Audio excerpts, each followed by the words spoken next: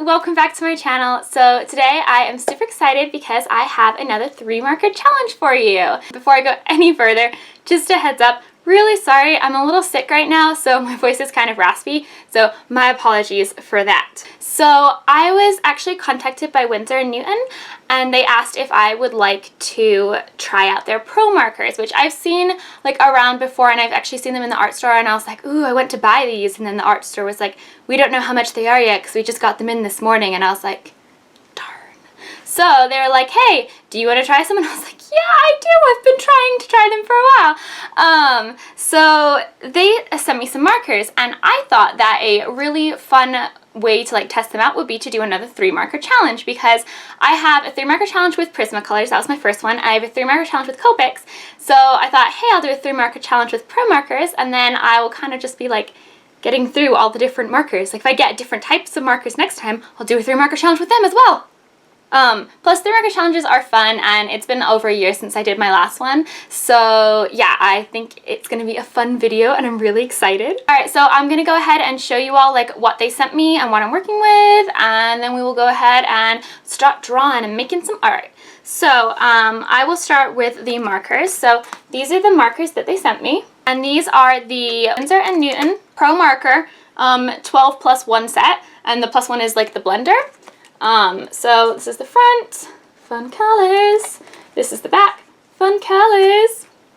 I actually think this is going to be really fun to do a 3-marker challenge with, because there's such a variety in colors, because like it's a starter pack, so there's not like 10,000 yellows or like 10,000 purples or blues or whatever. So it's going to be easier for me to get like a big, like a weird selection of colors versus like my last 3-marker challenge. They were all really similar in terms of color, so I'm excited about this. Ooh, fancy. So these are the markers, and then I believe that they're double-ended, but these are the ProMarkers. So they have ProMarkers and brush markers, and the ProMarkers are like a chisel end, like this.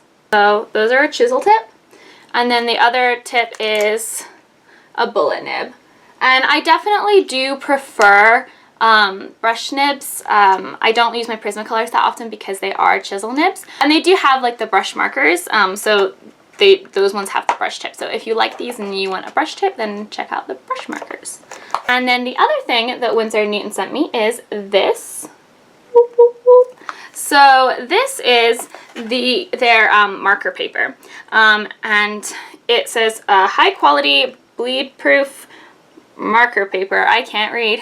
And it is 20 pound A4, and there's 50 sheets of it. So yeah, this is like the other marker paper I've seen. It's pretty thin. It's not as thin as like the Copic marker paper though. Like the other marker paper I have is thinner than this. So this isn't actually bad. It feels like computer paper. It looks like it does have like some sheen to it though, so I'm excited to see how this works. So I am going to go ahead and grab a blindfold and choose the 3 markers that I'm going to be using. I will be taking out the colorless blender for this so that I don't accidentally choose something that has no color in it. Okay, so I've gone ahead and I've taken all of the markers and I've put them in a lovely silver bowl. And I am going to go ahead and put a blindfold on and choose my 3 colors. Alright, so before I choose the colors, I want to go ahead and say just a couple things about the 3-marker challenge. So the 3-marker challenge, the rules are that you use 3 markers. So last time I did my 3-marker challenge, I used a colorless blender as well, and some people consider that cheating. I personally didn't, because it doesn't have a color to it. It's a tool. But I am going to go ahead and not use a colorless blender this time. However, some other people were complaining because I didn't draw the picture beforehand. I just want to say that's not a requirement of the 3-marker challenge in any way. A lot of people do that, but that's not a requirement. It's just some people choose to do that to be surprised, like to make it more difficult. But it's not a requirement, and you don't have to do it. It's up to every single artist. The reason that I'm not going to draw my picture beforehand is because, well, of 2 things. First of all is that if I draw a picture beforehand and I don't know what colors I'm going to be using, I know for a fact that I'm not going to make it detailed. I'm just going to be really simple, and that kind of feels like a cop-out. Whereas if I know what colors I'm using, I can work with those colors and add more detail. And second of all, the 3-marker challenge, one of the biggest reasons that people do the 3-marker challenge is to show like what you can accomplish with just 3 markers or just 3 colors. And if you're like a poor student and you can only afford 3 markers, you're going to know what colors those 3 markers are, and you're going to want to work with them and like adapt your paintings and your like style and your stylistic choices to work with those 3 colors. So I am going to be drawing my picture after I choose my colors. So that's just a little disclaimer so that y'all know how I'm going to do it, and if you don't like that, that's totally okay, and you've been warned right now. So yes, I'm going to go ahead and put on blindfold and pick markers, and this time I'm filming from both angles so you all can see the fact that I'm blindfolded while I'm picking markers. Okay. I cannot see anything, YouTube. Let's go ahead and choose these colors. Okay, let's choose this guy.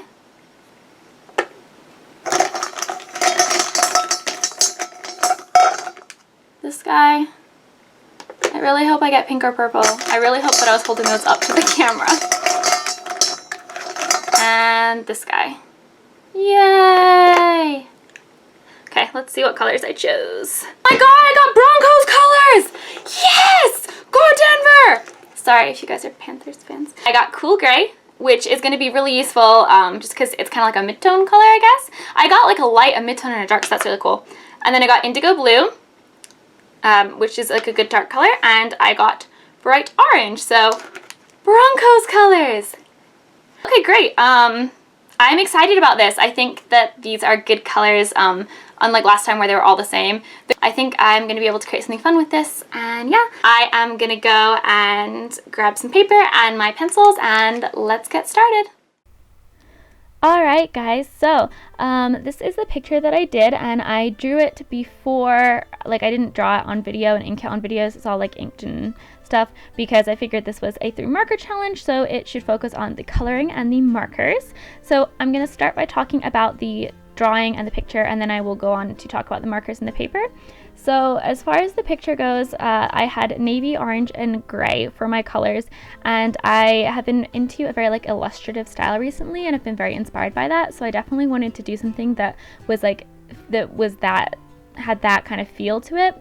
And I had this idea of this girl with like this like long flowing navy blue hair that was like the sky, and then like silhouetted on it was these like grass and like weeds and plants and stuff with these mushrooms as like in like the orange, because I thought that would look really, really nice against the blue with like the white of the grass. And I was really happy with how it came out, and I don't know, I'm really happy with the decisions that I made. And it was tricky for a little bit, but it didn't go through like a really awful, awkward teenager stage like a lot of my pictures do, so that was cool.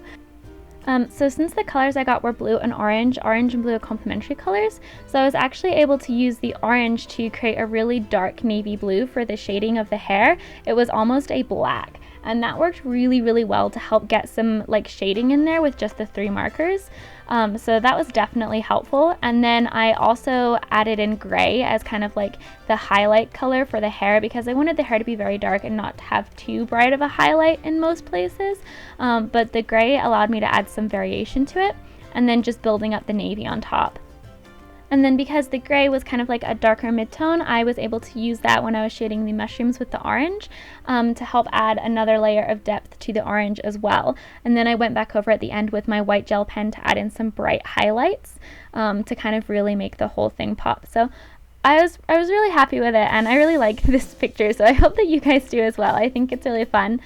At the end, I actually cut it all out and I put it on some scrapbook paper to kind of finalize it. So yeah, that's pretty much all I have to say about the picture. So I will go ahead and talk about what I thought about the markers and the paper. So the paper, like I said, was very thin paper, and it was definitely interesting to work on. It's not the kind of paper that I'm used to working on. There were some things that I really liked about it. I really liked the way the ink dried. It dried in a very, very smooth manner, and it didn't leave any sort of mottled texture, which was really nice. It also didn't bleed through the paper at all. Like, I mean, you can see it on the back, but it didn't bleed through to the paper underneath it. And I thought that was really, really cool because I put a lot of ink on there. Some things that I did notice was the ink tended to blend strangely on the paper. It almost sat on top of the paper for a little bit before sinking in, just for longer than I'm used to, which made blending kind of hard. I did test these markers on both my Bristol board and the Express It blending card, and they blended just the same as Copics on those papers, so I think it's just something that's exclusive to this paper, and it was definitely interesting and could be used in a really cool way. It just wasn't what I was used to, so I was like, whoa, how do I work this? Plus I only had 3 colors and no blender, so yeah, but the paper was really cool. Personally, I think that it would be best for simple technical illustrations, things where you want really, really nice, smooth, flat colors versus stuff that's more heavily blended, but that's just me.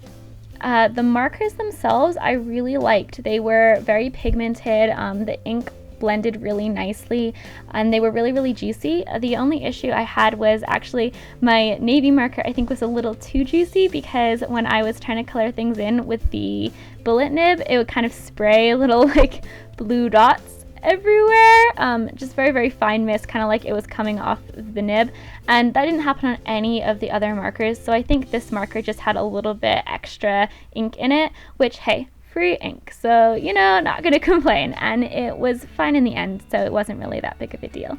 But I did like the markers. I personally think that I prefer brush markers, but I do really like having a bullet nib. It really allows you to get into certain areas that are harder with brush markers, and I like having control over the width of the stroke, so I think the best marker would probably be a bullet nib and brush, like dual-ended. I think that'd be great. Someone should make those. But yeah, I really liked these markers, and I will definitely have to pick up some more for my collection, and I'm excited to use them some more in the future because the colors really are gorgeous. So I definitely recommend these if you are looking to find some alternatives to Copics and you haven't tried them. I think they're good markers. So yeah, I don't know what else to say, but this was a really, really fun challenge. It was really nice to do it again. It's been over a year since my last one, and my last challenge is like, the art is just so different from how, I don't know, I don't like it that much anymore, but other people do. But I really like how this came out, and I really like that I got Bronco's colors. Yeah, I don't know. You'll have to let me know what you think of the way that my picture came out and the decisions I made. Let me know if you have any questions about the markers or how I blended or anything that I did. Just let me know. And yeah, sorry I can't really talk in this video. I'm sick and I seem to have lost the ability to articulate, but I hope that everything made sense and I explained everything. And yeah, as always, thank you so much for watching and have a great rest of your day. Bye guys!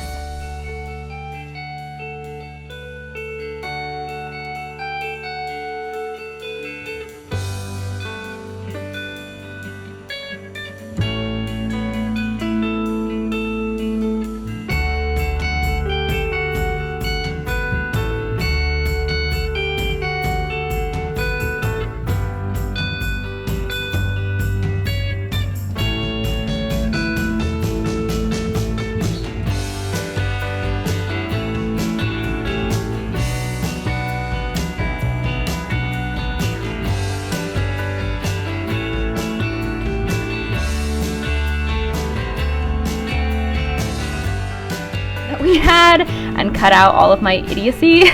And I edit my videos myself, and I can, yeah, I'm not good at talking. It's like not really something I'm great at, as you guys well know, but he did a great job.